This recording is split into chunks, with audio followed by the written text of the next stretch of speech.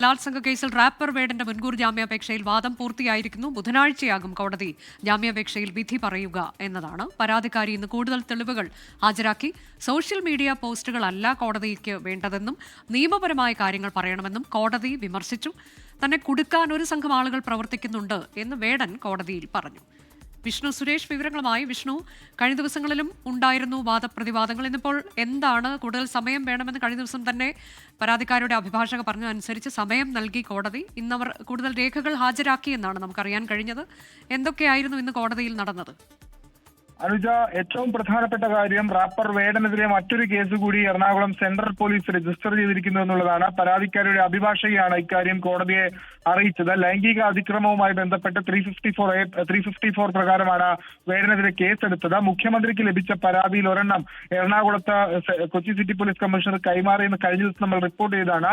ഇതിൽ നിന്ന് ഈ കേസാണ്, ഈ പരാതിയിലാണ് ഇപ്പോൾ 354 പ്രകാരം എറണാകുളം സെൻട്രൽ പോലീസ് കേസെടുത്തിരിക്കുന്നത്. അതിൽ വിശദമായ അന്വേഷണം നടക്കും. ഇക്കാര്യം പരാതിക്കാരുടെ അഭിഭാഷകയാണ് കോടതിയെ അറിയിച്ചത്. മറ്റൊന്ന്, വേടന്റെ ബലാത്സംഗ കേസുമായി ബന്ധപ്പെട്ടുള്ള മുൻകൂർ ജാമ്യാപേക്ഷയിൽ വാദം പൂർത്തിയായിട്ടുണ്ട്.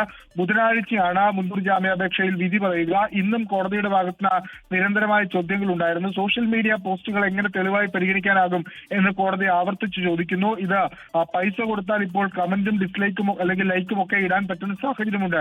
അതുകൊണ്ട് ഈ പോസ്റ്റുകൾ എങ്ങനെ പൂർണ്ണമായി വിശ്വസിക്കാനാവില്ല എന്ന് കോടതി പറഞ്ഞു. ഒപ്പം വേടന്റേതായ ഭാഗം കൂടി ഇന്ന് കോടതിയിൽ വ്യക്തമാക്കിയിരുന്നു. താനൊരു കലാകാരനാണ്.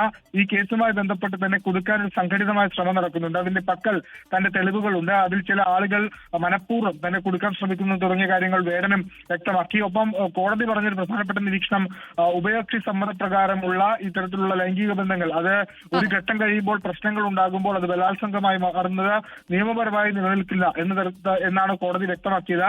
പരാതിക്കാരുടെ അഭിഭാഷക കോടതിയിൽ ഹാജരാക്കിയ പ്രധാനപ്പെട്ട തെളിവുകൾ വേടനെതിരെ നടത്തിയ വേടൻ തന്നെ നടത്തിയ സോഷ്യൽ മീഡിയ പോസ്റ്റുകളും വേടനെതിരെ വന്ന ഈ ആരോപണങ്ങളുടെ ഡിജിറ്റൽ രേഖകളും ഒക്കെയാണ് കോടതിയിൽ ഹാജരാക്കിയത്. പക്ഷെ അത് കോടതിയിൽ എത്രത്തോളം നിലനിൽക്കുമെന്ന കാര്യത്തിൽ ഇപ്പോഴും ഒരു വ്യക്തത വന്നിട്ടില്ല. കോടതിക്ക് വേണ്ടത് തെളിവാണ് എന്നുള്ളത് കോടതി ഇന്ന് ഒരിക്കൽ കൂടി ചൂണ്ടിക്കാട്ടുകയായിരുന്നു. ബുധനാഴ്ചയാകും വേടന്റെ മുൻകൂർ ജാമ്യാപേക്ഷയിൽ കോടതി വിധി പറയുന്നത്.